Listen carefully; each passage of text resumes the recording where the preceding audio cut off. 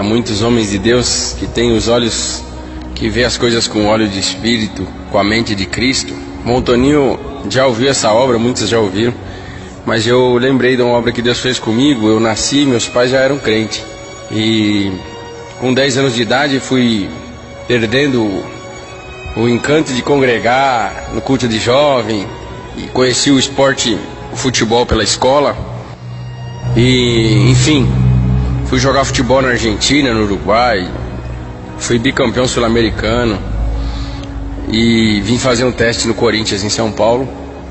Passei no primeiro peneirão, no segundo peneirão, no terceiro peneirão era domingo, tinha jogo oficial, ficou para segunda.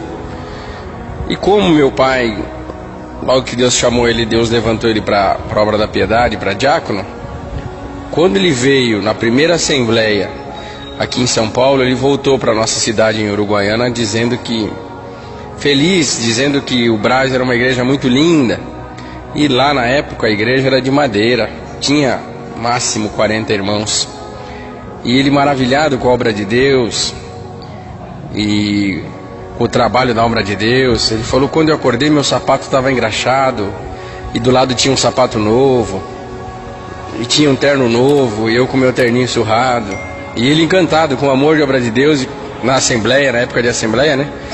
E levou umas fotos para nós. E nós era pequeno, vimos aquelas fotos e eu no meu coração coloquei: bom, mesmo que eu não seja crente, mas o dia que eu for em São Paulo eu preciso conhecer a igreja do Brás.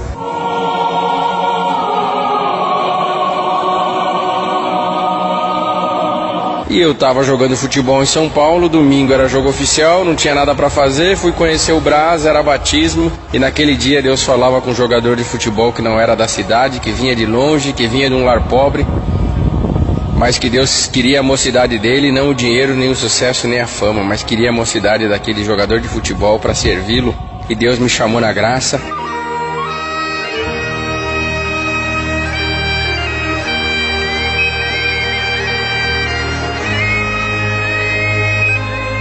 Voltei servindo a Deus. Uruguaiana, reunião da mocidade uma vez por ano, difícil a obra de Deus.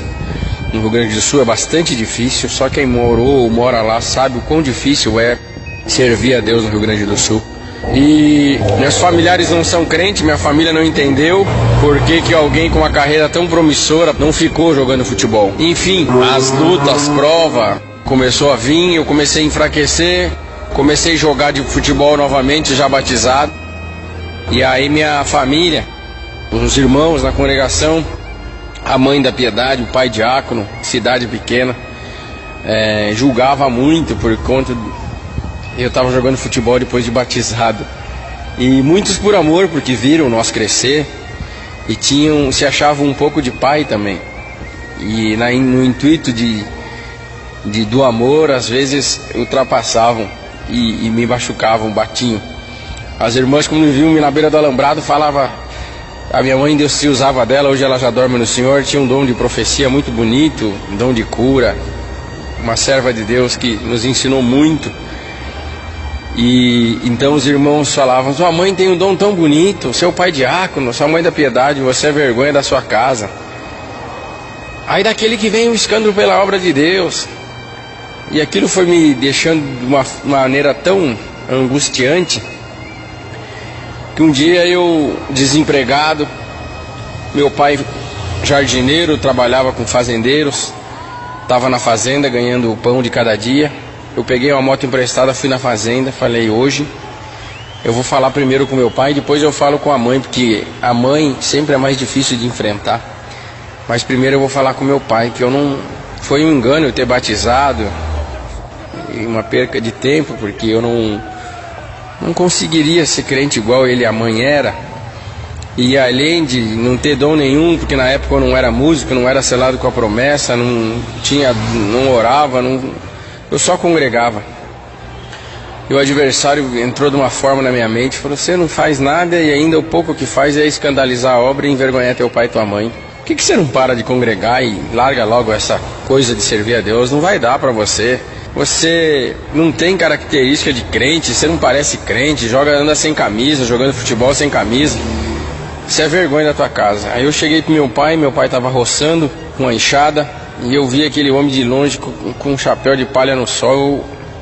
Ardeu meu coração. Que dor ter que falar para o meu melhor amigo depois de Deus que eu não conseguiria mais servir a Deus porque eu era muito pequeno e muito fraco. Esta viagem farei com Jesus meu Senhor, certamente ao céu chegarei. E não tive coragem de falar, saudei ele com ósculo. Ele perguntou o que eu vim fazer, eu falei para ele que eu estava sem fazer nada na cidade e vim ver o que ele estava fazendo na fazenda. E vim ajudar ele, ele me deu uma enxada, passamos o dia inteiro calado, almoçamos calado, e eu não tinha coragem de falar pro meu pai que eu não ia mais ser crente, porque eu sabia que eu ia magoá-lo muito, e eu sempre tive um carinho muito grande por ele, uma amizade muito aberta com os meus pais, sempre conversamos, dialogamos de tudo, e nos trataram sempre com muito amor, e pelo cabo daquela enxada, aquele homem fez de tudo para me dar educação. E eu sabia que isso magoaria meu pai, então eu falava comigo: Senhor, como pode? Tu se usa tanto do meu pai, um homem de revelação. Será que ele não está vendo que o filho está fraco e não quer mais congregar, não quer mais ser crente? Mas no final do dia ele me deu um chimarrão, falou assim: pai, que gostaria de te dar dinheiro, sabe que você está sofrendo com o desemprego, que teus amigos têm tênis novo, teus amigos têm roupa nova, você usa roupas já velhas porque você está sem dinheiro e largou o futebol, não está ganhando mais para jogar. E o pai gostaria de te ajudar mais, mas o pai não tem, filho, quanto para trazer o sustento para casa. Eu falei: mas eu não estou pedindo, pai. Ele falou: mas eu sei da tua necessidade. Então toma um chimarrão com o pai. E ele foi tomar, me deu um chimarrão, e enquanto ele me dava aquele chimarrão, ele falava para mim: filho, você reparou em tudo que nós fizemos hoje aqui na fazenda? Não foi só nós, porque parece que teve um exército de anjos cortando grama conosco. O serviço rendeu, filho, porque com tudo, com o Senhor fica mais fácil. Tudo com o Senhor rende. Esta viagem será para mim um prazer. E eu tô feliz por isso. Você consegue ver, filho, aquele bem-te-vi sentado na árvore cantando? Eu falei: vejo, pai. Você sabe o que ele fala? Você tá vendo que ele tá cantando lá para o pôr do sol, onde o sol tá se pondo? Falei: tô vendo, mas não sei o que ele tá falando não. Falou: esse bem-te-vi fala as seguintes palavras, filho: Senhor, graças eu te dou por mais um dia, os raios do sol que tu criou, ter esquentado meu ninho junto dos meus pintainhos da fêmea. E a hora que eu tive fome, não faltou bichinho, inseto para mim comer e trazer para meus pintainhos. Na hora que eu tive sede, teve rios, teve riachos, eu pude escolher onde beber a água pura. Na hora em que o sol estava muito forte, eu escolhi uma árvore sombrosa para descansar. Bem te vi que vale a pena glorificar o teu nome. Bem te vi que vale a pena te servir. Mas um dia foi embora o gavião, não pegou eu, não pegou meus pintainhos, e eu digo: bem te vi que vale a pena te servir. E eu fiquei maravilhado com o que Deus dava para o meu pai, e ele falou: a mesma coisa é o bem te vi, a mesma coisa é o João de Barro, a mesma coisa é aqueles pintinhos que estão pastando ali do lado junto com a galinha, a mesma coisa é a mamãe pato, a mesma coisa é os cordeiros em volta da ovelha. E todo mundo, filho, está feliz porque Deus é misericórdia.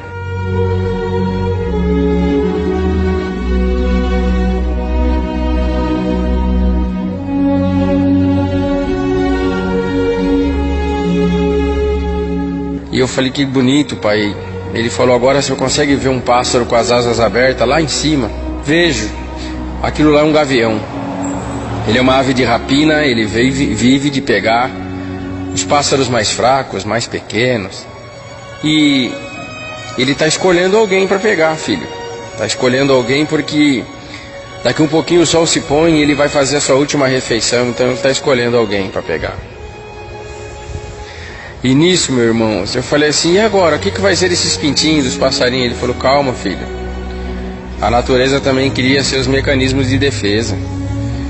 Daqui um pouquinho alguém vai ver o gavião no ar e vai cantar um canto diferente. Você vai ver a correria que vai ficar aqui no campo. Irmãos, eu não sei quem avisou, se foi o João de Barro, o Bem-te-vi ou o Sabiá. Mas eu sei de uma coisa, meus irmãos. Quando um dos pássaros cantou, a galinha na hora abriu as asas, os passarinhos foram para debaixo e todo mundo se escondeu para as árvores copadas e ficou um silêncio no campo. Os cordeiros foram para perto das ovelhas e eu fiquei maravilhado com aquele espetáculo da natureza. Meu pai falou: eu sei que você está maravilhado, porque você vive na cidade, mas eu que vivo no campo e presto atenção em tudo que o nosso Deus criou, eu vejo esse espetáculo no amanhecer e vejo esse espetáculo no anoitecer, no entardecer, porque a toda hora o Senhor dá um espetáculo para nós. E aí, nesse espetáculo da natureza, ele falou para mim: agora você consegue ver alguém voando com liberdade diante da ameaça de um gavião? Eu falei: não. Ele falou: se você prestar atenção lá naquela flor, existe alguém trabalhando e cumprindo sua missão em paz. Eu vi um beija-flor, e aí eu falei: pai, mas por que ele não corre? Ele falou: olha, filho, o beija-flor pode ser pequenininho, ele pode não ter um canto bonito, mas ele vive do que está dentro daquelas flores. Aquilo lá é uma aguinha doce, e essa aguinha doce é o que dá sustentação para o beija-flor ser o pássaro mais rápido do mundo.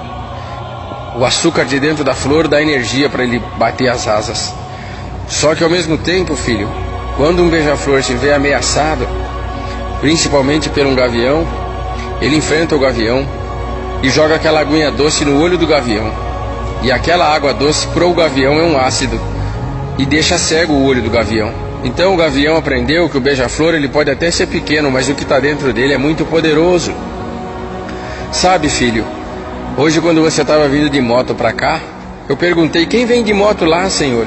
E o Senhor falou no meu coração: é teu filho, vem cansado, se achando pequeno, vem numa guerra espiritual muito grande, quer te falar que ele quer parar na graça. E eu fiquei aflito, falei: Senhor, o que eu falo pro meu filho? E Deus falou assim: não fala nada, fica em silêncio, até o final do dia eu vou te dar ciência para pregar sobre a alma do teu filho. Filho, a resposta de Deus já chegou. Ainda que tu não toque, tu não cante, ainda que tu não seja selado com a promessa, ainda que tu não peça hino, ainda que tu só vai dentro da congregação, a congregação é uma flor. Dentro dela existe uma água chamada Palavra de Deus. Ela é mais doce do que o mel. É o alimento essencial para te dar energia para você combater o bom combate e ser rápido a fugir do nosso adversário. Por isso, filho, fica dentro da flor. Ainda que tu não toque, ainda que tu sente no último banco, deixa o povo falar, mas todas as vezes que tu entrar dentro da flor, a água da palavra há de alimentar a tua alma. E o gavião, que é o nosso adversário, que te espera lá fora, ele há de te reconhecer que você pode ser pequeno, você pode ser fraco, mas o teu direito de entrar na glória de Deus e a tua vontade de ganhar o reino dos céus é maior. Glória que sair da tua boca é suficiente para que o adversário fale. Ele é pequeno, mas o que está dentro dele é poderoso e eu não consigo matar. Naquela hora Deus tomou meu pai numa linguagem japonesa muito bonita, me deu um abraço, botou a mão na minha cabeça e mandou a vontade de parar e ir embora pro inferno em nome do Senhor Jesus, e pregou coisas que já cumpriram na minha vida. Diabo quer te matar, mas tu vai casar, tu vai ter filhos, para a honra e glória do meu nome. Tu vai viajar, tu vai me servir, porque o Senhor anunciou para mim, e o Deus que anunciou para mim no meu coração não é um Deus mentiroso. Ele há de cumprir tudo que Ele está me dando aqui na boca. E muitas dessas coisas já cumpriu na minha vida e eu estou glorificando o nome de Deus. E sentiria partir com os irmãos essa obra que eu guardo com muito carinho dentro da minha alma. Deus que abençoe a todos, meus irmãos, e perdoa o tempo de áudio.